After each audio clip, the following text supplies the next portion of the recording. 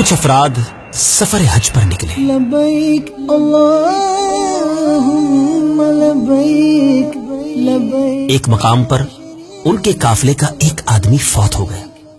ان لوگوں نے جب اس کی قبر کھودی تو ایک بہت بڑا کالا سانپ بیٹھا نظر آیا جس سے قبر بھر چکی تھی.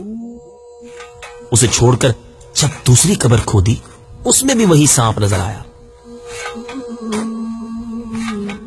حضرت سیدنا عبداللہ ابن عباس رضی اللہ تعالی عنہما کی خدمت میں یہ لوگ اس گمبھیر مسئلے کے حل کے لیے حاضر ہوئے. تو حضرت سیدنا عبداللہ ابن عباس رضی اللہ تعالی عنہما نے فرمایا یہ اس کی خیانت کی سزا ہے جس کا وہ مرتکب ہوا کرتا تھا. اسے ان دونوں میں سے کسی ایک قبر میں دفن کر دو. خدا کی قسم اگر اس دنیا کی ساری زمین بھی کھود ڈالو گے تب بھی ہر جگہ یہی صورتحال ہوگی. بالآخر لوگوں نے اسی سانپ بھری قبر میں اسے دفنا دیا.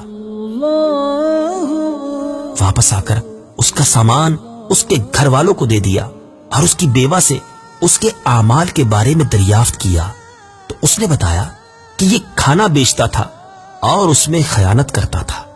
اس طرح کہ اس میں سے اپنے گھر کے لیے کچھ نکال لیتا اور پھر کمی پوری کرنے کے لیے اس میں اتنی ہی ملاوٹ کر دیتا تھا.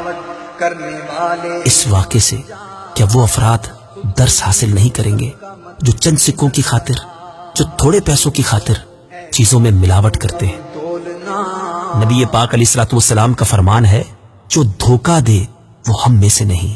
عقل کیجئے، غور کیجئے، توبہ کیجئے.